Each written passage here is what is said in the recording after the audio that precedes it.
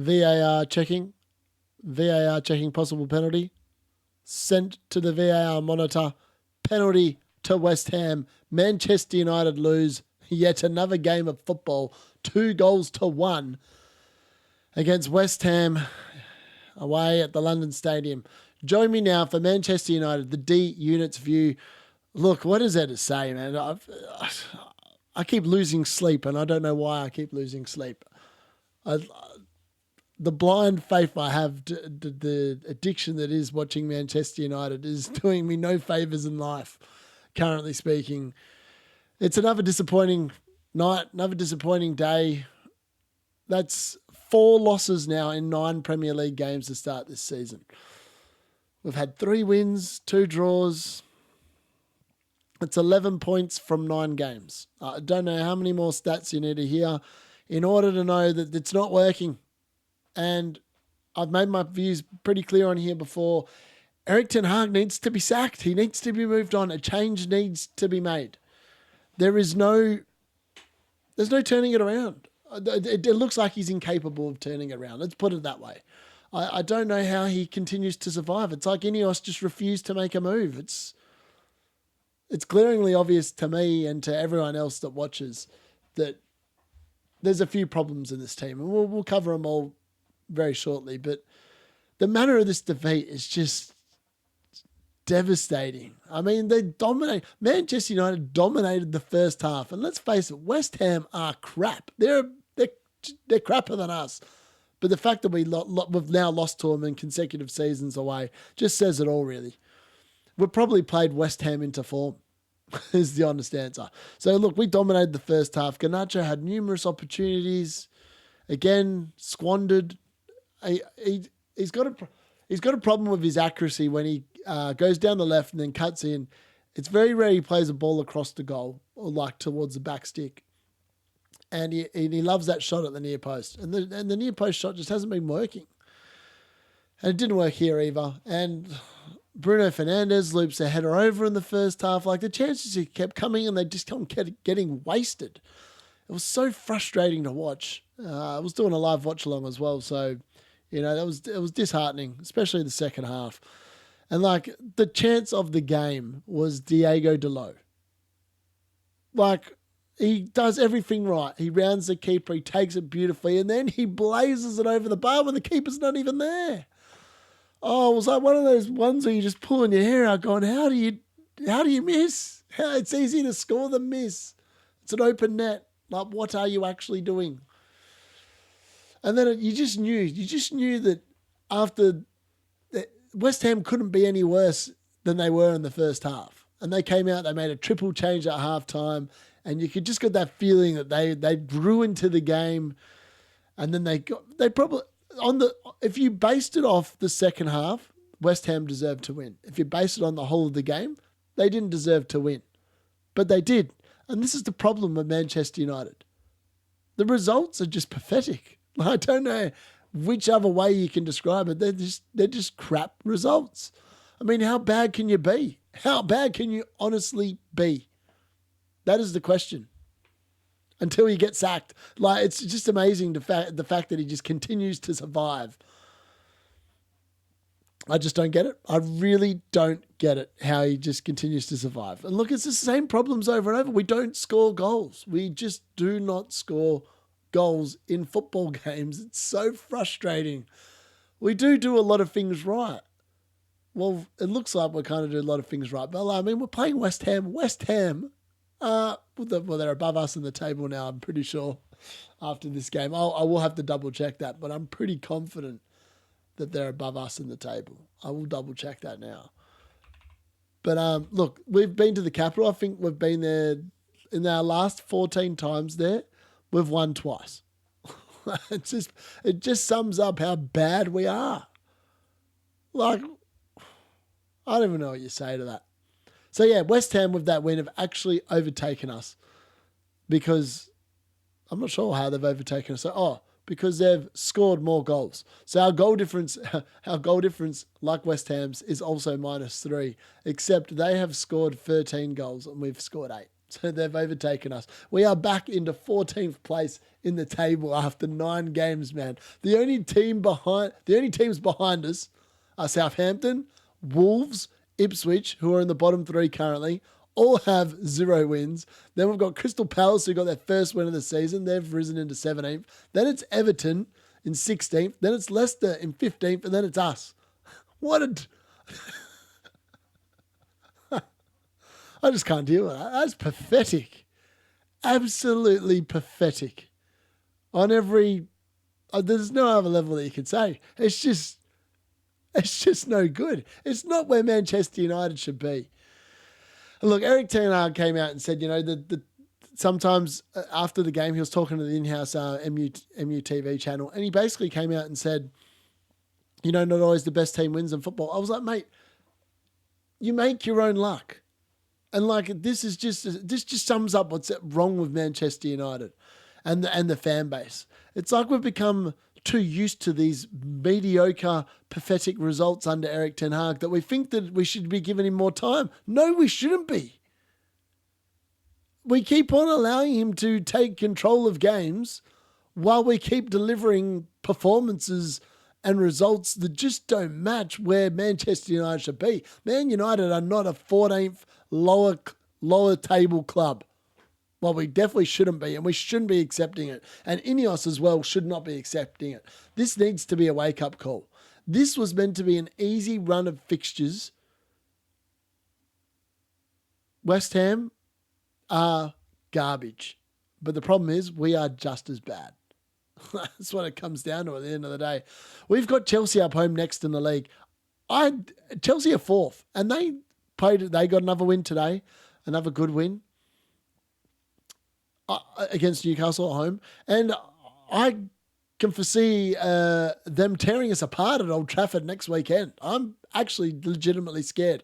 The only problem is that we've got the League Cup midweek, and you would think that Manchester United are a shoo-in to win in the League Cup. I would think that Leicester are probably going to, well, those promoted clubs, they always sort of chuck out a second reserve side because they're more interested in making sure that they're trying to pick up the league points. They want to stay in the Premier League. I don't think with Leicester are going to give us any bother on Wednesday night when we play them. But look, he needs a win there. I mean, if they got kicked out of the Carabao Cup and then they lost to Chelsea, surely he has to go. I don't know how he's still there. I actually don't understand it. Let me know in the comments what you think, because what is it going to take for them to make a decision? And you look back in where has the run of form been? So after the Europa League game, I didn't actually hear this part in his interview. He basically said, we've had a successful run of results this season. I was like, what? When? I haven't seen it. I mean, we won the Fulham game, right? But then we lost the next week, so that can't be successful unless you count one game as a success. The only other time we've actually won back-to-back games was when we conceded a penalty away against Southampton, and Arna saved it, and we ended up going on to win that game 3-0. And then obviously we smashed Barnsley 7-0 in the Carabao Cup. Following that, those are the only 2 wins we've had in a row. I don't know what run of results he's talking about. It's going to change. And then he also went back to blaming injuries. I was like, the injuries cannot be an excuse this season. The players cannot be an excuse this season. This is a squad that has been built specifically by Ten Hag. Most of the players in the team now are players that he has brought to the club. If he can't get a tune out of him, what other excuse can he pull out of his ass to explain how poor we have been? It's just, I don't know, man. It's just calamitous. It's just calamitous. Look, let's dive into the thing. So the shots this game. So Man United did dominate the possession in this game. So we ended up with 57% possession. West Ham had 43. We had 18 shots compared to West Ham's 12. We had 5 on target compared to West Ham's 3. We made 525 passes and West Ham made 386. And the completed passes were 439 to 312. Tackles, we made 11 tackles to West Ham's 6. And we won 14 aerial duels compared to West Ham's 13. The stats say that the game was pretty even. But we had more of the stats in our favour. But like when you just watch, there's no clinical streak in this team. There is not a clinical player. Now, one player I really do want to talk about, Chubby Obi Martin, had his full debut for the under-18s at 16 years of, and however many months he is. He's from Arsenal. He's finally been playing. He scored a hat-trick in 14 minutes. I don't know how good he is or whether he's going to be like first-team quality, but if that dude continues to score goals like that, I think he needs to be fast-tracked at least into the under-21s. And then you never know. He could be the answer, but he's obviously not going to be ready now. He's 16 years old, but that's the kind of ruthlessness that we need in the team when it comes to scoring goals, because we just don't do enough of it.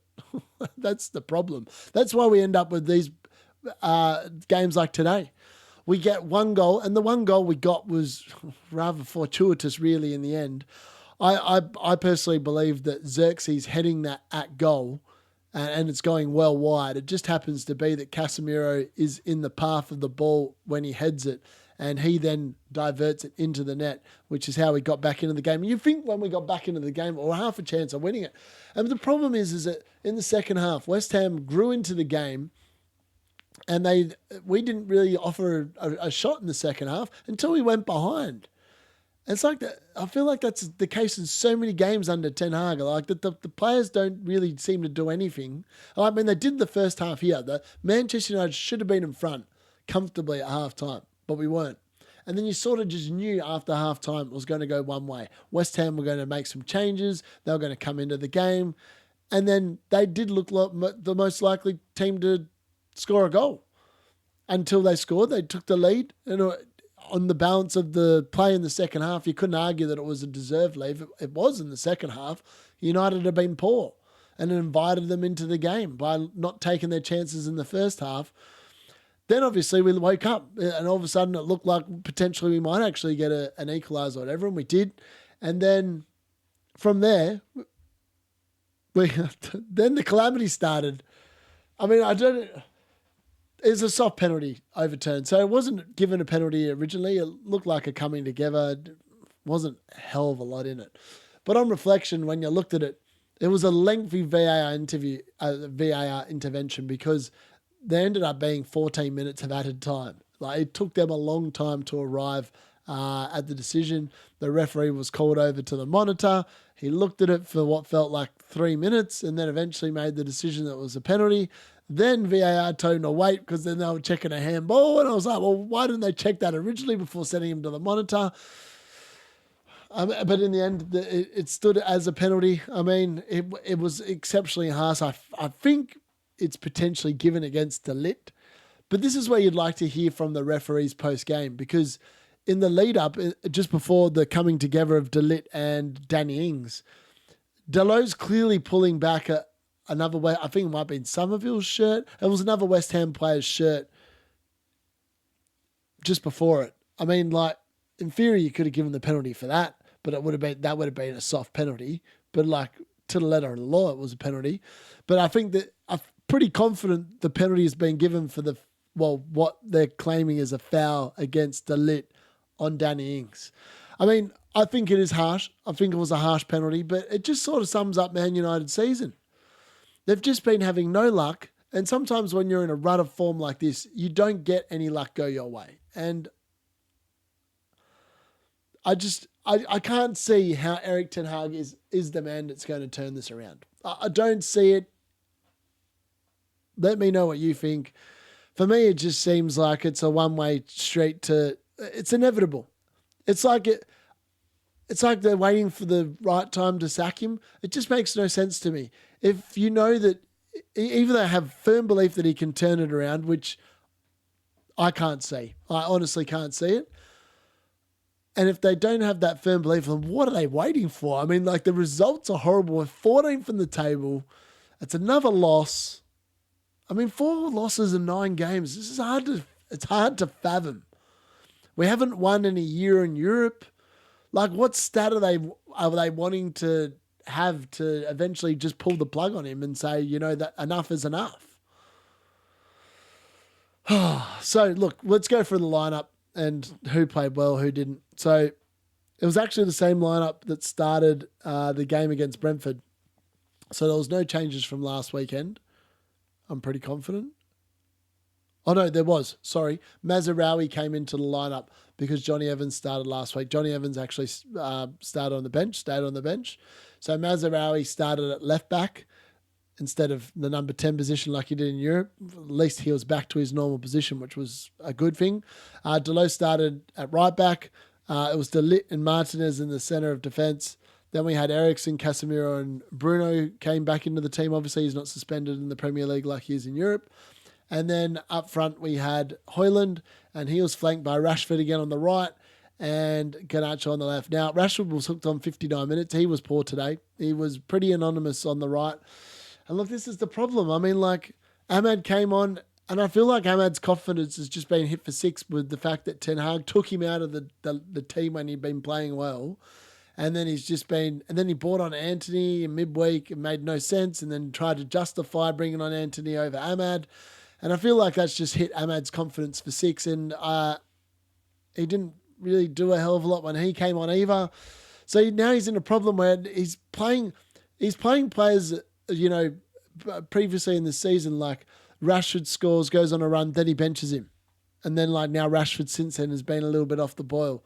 Højlund scores and then he rests him in midweek. And now, it's like there's no rhyme or rhythm. Ugarte doesn't get on again in this game, but yeah, he definitely had his best game for the club against Fenerbahce away. I just don't understand. Like, a lot of the decisions that he's making make no sense to me. A couple of positives were that Harry Amass made the bench again. So maybe he's getting close to actually getting some minutes. I'm not sure. Jack Fletcher also made the bench again. So did Jamie Wheatley. I just think I'd be playing some of these players at this point because, the results aren't there anyway. You might as well go down fighting with youth. Youth will give you effort and they'll give you that bit of unpredictability and they'll give you that bit of fearlessness that maybe is missing in this squad. I don't know what's missing. But yeah, look, it's, and the subs that he brought on, he took Rashford off, obviously, for Ahmad at 59 minutes. The Lindelof came on for Mazraoui in the 84th minute after we'd already conceded. And Xerxes obviously came on for Eriksen, and Xerxes was the one that sort of, I don't know if he deliberately meant it. It didn't look like he deliberately meant it to me. He did get the assist, but other than that, he didn't do a lot again either. And it was no surprise that he dropped back to the bench for Højlund after midweek, where, other than the assist he got in midweek, he just looks slow, man. I've heard on the Webby and O'Neill channel, they basically have said that he looks like he's running around Wellington boots. Well, I just don't think he's quick. I wouldn't say he's running around in Wellington boots. He just doesn't look suited to the Premier League. That's my personal opinion. I mean, the annoying thing is that, we should be doing better. I mean, like, other teams are just... Before it was like we were trying to keep pace with the top four. Now it's about trying to make sure we keep pace with the top 10. It's like so many teams have just, instead of trying to catch these teams, we've actually fallen further and further behind them. And I don't know when it will stop, is the honest answer. I just feel like Ineos need to come out and just, stop the bleeding. Like, this is you've invested money into this squad, and I don't know. I just think that at the end of the day, you've got to make some decisions, and that's what it's going to come down to. I think that, you just got to hope for the best, that someone's going to make a change. And I think that the manager has to go. And the reason why is because you always get a new manager bounce, unless you get someone that's really incompetent, or just doesn't work or whatever. Like, so the Ralph Ragnick appointment, because he was on a hiding to nothing when they sacked Ollie and made him interim manager, because half the players, like Ronaldo, came out and said he didn't really know who he was, and that's never good. When your most prolific, high-profile player is coming out and saying things like that, it's never a good sign, and you're probably on a hiding to nothing, as Ralph Ragnick turned out to be. He was very brutally honest about the club and all this, and it's probably the main reason why he wasn't kept on, and the fact that Ten Hag didn't want to work with him. Now, the reason why I think they need to make a change is because a new manager normally gives you a bounce in results. Like, there will be an uptick, an upturn in form. And hopefully there'll be some more goals and like some better football moving forward. I don't know. I just think that, it's got to a point now where it's becoming like kind of terminal. It's like a running joke when other clubs are like, oh, and I hope they keep him. Like, I just come back to the fact that I just don't understand how he keeps staying in a job. Like, it just makes no sense to me. Like, how many losses do you need to rack up before, it's not good enough? I mean, if I was employed, when I've been like coaching teams and stuff, when you're not winning games, it's like a lonely place. And I don't understand how they can just keep on going back to that well, if that makes sense. It's just disappointing. And I don't know what the answer is. I really do not know what the answer is. But I think that they do have to make a change. I think that is the only realistic alternative. Like, and people will go on about, there's no alternative candidates out there. There's always alternative candidates out there. At this point, I actually think, and I can't believe I'm saying this, I think I'd take Gareth Southgate. I feel like he potentially could at least create some more squad harmony. I'm not sure what you guys think about that. And I know he's a very controversial figure, and I think that he squandered his opportunities of England to win a trophy. I mean, they definitely should have won at least something over the last 6 years. He did get him very close. I just think that, I don't know, it's desperate times call for desperate measures. I don't know. But there are candidates out there. I mean, Ancelotti lost 4-0 on the weekend to Barcelona for Real Madrid at home. So at least we're not getting spanked 4-0 at home. But, we've had to endure a lot of nadirs, and I think we're currently in one of the worst nadirs since Ferguson retired and stepped down. Ten Hag has led us to a position where I just can't believe where we're sitting. 14th after 9 games. It's hard to wrap your head around. I can only hope that, something changes. And that's what it comes down to at the end of the day. Something needs to change at this football club. I mean, they've brought in a whole new football department and management and things like this. But I think they've got to go to the next step. They should have done it in the summer. They should have got rid of Ten Hag in the summer. But alas, they didn't. And I think that is now coming back to really haunt Manchester United. Look, hopefully you've enjoyed the video. Make sure you smash the like button if you did. And please give us a subscribe if you are new to here. And if you're following along on the podcast networks, please rate the show as well so I can get it out to more people. Look, I'll be back after the Carabao Cup and midweek for another review of that game.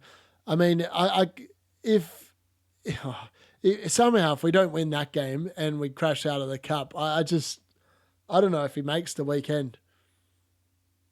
It's the honest answer. Like, I can't see it. I don't know what particular result it would take for Ineos to just go, nah, we can't be back in this anymore. It's got to be close. It's got to be close. But look, hopefully, you can take some positives out of it. I mean, we did play well in the first half, but again, we had nothing to show for it. Just familiar failings coming back. And then just, poor defending for the goals, really. But definitely for the first goal. I mean, Dalot sort of should have done. I feel like Dalot could have done better with that, but alas, he didn't. So, yeah, we'll just have to wait and see what happens moving forward. All right, that's it. I'm done. I'm done ranting. Ten Hag needs to go. Ten Hag out. Let's make it happen. Come on, Ineos. I hope you're listening. That's the D-Unit out.